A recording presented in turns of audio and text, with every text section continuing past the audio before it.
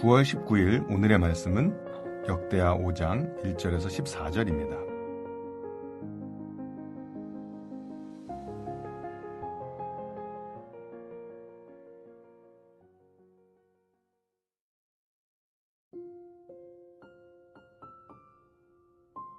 솔로몬이 여호와의 전을 위하여 만드는 모든 일을 마친지라.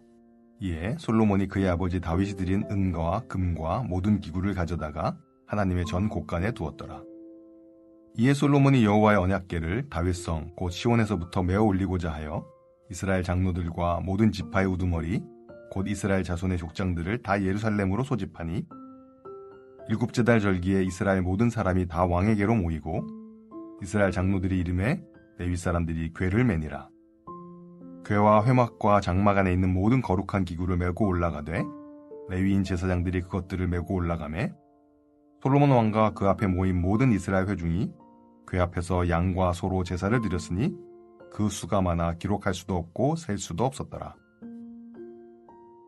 제사장들이 여호와의 언약궤를 그 처소로 메어 드렸으니 곧 본전 지성소 그룹들의 날개 아래라.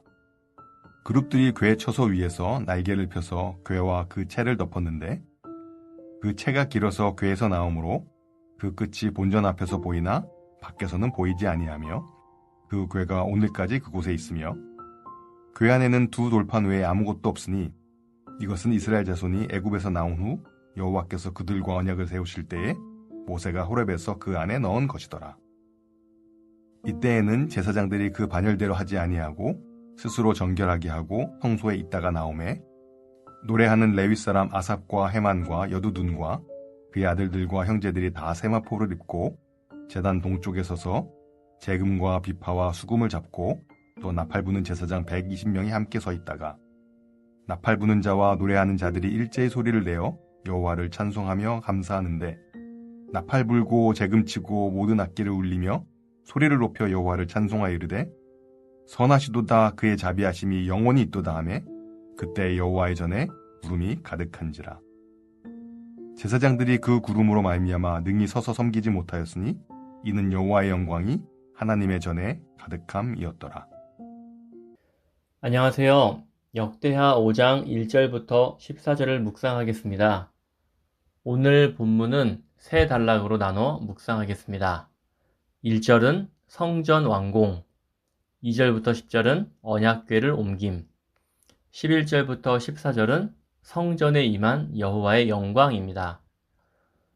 먼저 1절은 성전 완공입니다. 집 짓는 게 쉽지 않다는 걸 집 지어본 사람은 알 것입니다. 도깨비 방망이로 뚝딱 지어진 집은 없습니다. 솔로몬이 성전 건축을 시작한 지 7년 6개월 만에 건축을 마쳤습니다. 애를 썼고 공을 들였습니다. 공들여 지은 집의 주인은 하나님입니다. 하늘들의 하늘이라도 크신 하나님을 담기엔 턱없이 부족합니다. 그럼에도 하나님께서는 솔로몬이 지은 성전으로 찾아와 주셨습니다.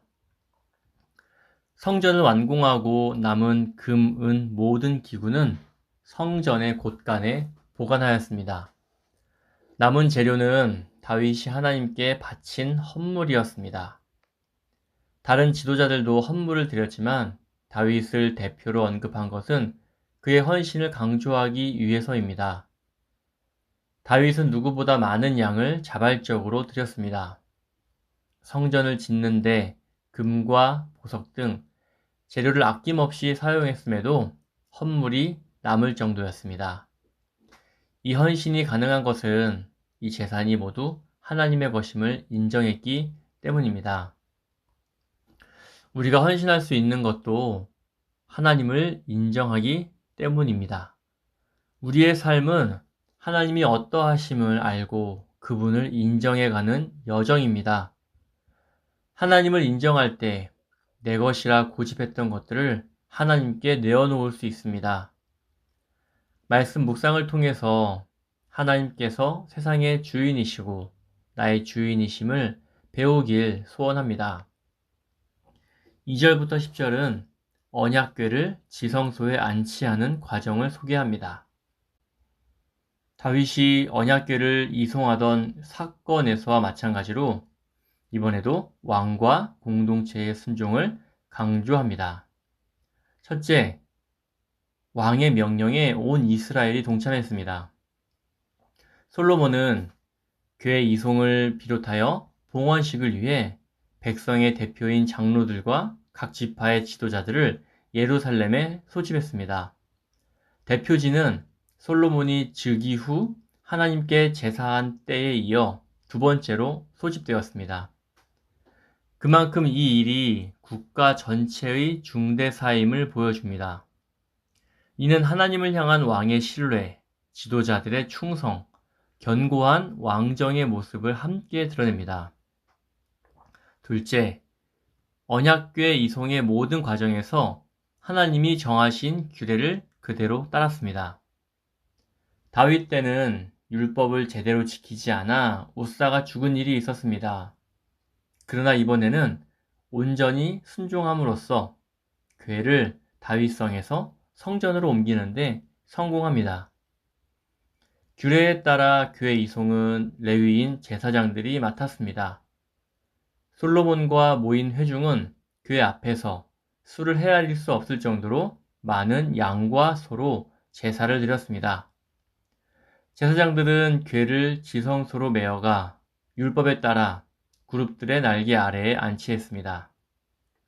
궤 안에는 율법이 적힌 두 돌판만 남아 있었습니다. 이 돌판은 하나님이 호렙에서 이스라엘과 맺은 언약을 상징합니다. 언약궤를 지성소에 안치하는 과정은 철저히 율법에 따라 진행되었습니다. 성전을 짓는 목적은 하나님이 거하는 곳에서 하나님을 만나기 위함입니다. 우리가 교회에서 예배할 때 하나님의 소리를 귀 기울여 듣고 우리의 잘못된 삶을 교정하는 시간이 되길 소원합니다. 예수님이 가르쳐 주신 주기도를 배우고 있습니다. 주기도를 배우면서 꼭 해야 할 기도를 하지 않고 있었음을 발견합니다. 기도는 하나님과 만나는 시간인데 하나님이 정해주신 방법이 아닌 내가 하고 싶은 대로만 한다면 하나님이 좋아하지 않으시겠죠. 하나님과 관계 맺는 방식에 있어서 하나님이 정해주신 방법대로 하려는 노력을 해보면 좋겠습니다. 11절부터 14절은 성전에 임한 여호와의 영광입니다. 언약궤가 안치되고 하나님이 구름으로 임재를 나타내심으로써 예루살렘 성전은 하나님의 공식적인 처소로 확증됩니다. 언약궤가 안치되고 레위인들이 온갖 악기를 동원하여 하나님을 찬양합니다. 하나님의 선하심과 자비하심이 영원할 것이라고 신뢰의 찬양을 드립니다. 그러자 제사장이 서 있을 수 없을 만큼 장엄한 하나님의 영광이 임합니다. 하나님은 구름으로 성전을 덮어 그곳이 거룩한 처소가 되었음을 선포하셨습니다. 이와 같은 가시적인 여호와의 임재는 광야에서 성막이 완공되었을 때 구름이 덮인 장면과 정확히 병행합니다. 구름을 하나님의 신비하고도 영광스러운 임재로 보여줍니다. 하나님의 임재가 깃든 이 성전은 이제부터 하나님과 그의 언약 백성 사이에 화목과 소통이 이루어지는 장이 되었습니다. 사랑하는 성도 여러분, 하나님이 선하시고 그의 자비하심이 영원히 있음을 고백할 수 있기를 소망합니다. 기도 시간에 하나님의 선하심과 자비하심을 고백하십시오. 나의 인생에 하나님의 선하심과 자비하심이 없었다면 고난과 두려움에 빠져 살았을 것입니다. 지금까지 인도하신 하나님께서는 앞으로도 나와 우리 공동체를 이끌어 가실 것입니다. 그리고 찬양 시간에도 하나님의 선하심과 자비하심을 노래하십시오. 하나님께서는 자신에 대해 알려주신 그 모습을 기대하며 찬양할 때 우리의 지각을 뛰어넘는 하나님의 크심을 경험하게 될 수 있습니다. 그리고 그 하나님을 경험할 때 우리가 믿는 하나님으로 인해서 이 땅에 사는 것이 얼마나 큰 영광인지를 경험할 수 있는 하루 되길 소원합니다. 기도하겠습니다. 선하심과 자비하심이 영원하신 하나님 아버지, 하나님께서 나를 사랑하심을 말씀을 통해 배우게 하심을 감사합니다. 이스라엘이 하나님이 정해주신 방식대로 언약궤를 옮기는 과정을 통해 하나님께서 영광 받으셨습니다. 우리의 삶도 하나님이 정해주신 방식대로 살아가게 하옵소서. 찬양받으시기에 합당하신 예수 그리스도의 이름으로 기도합니다. 아멘.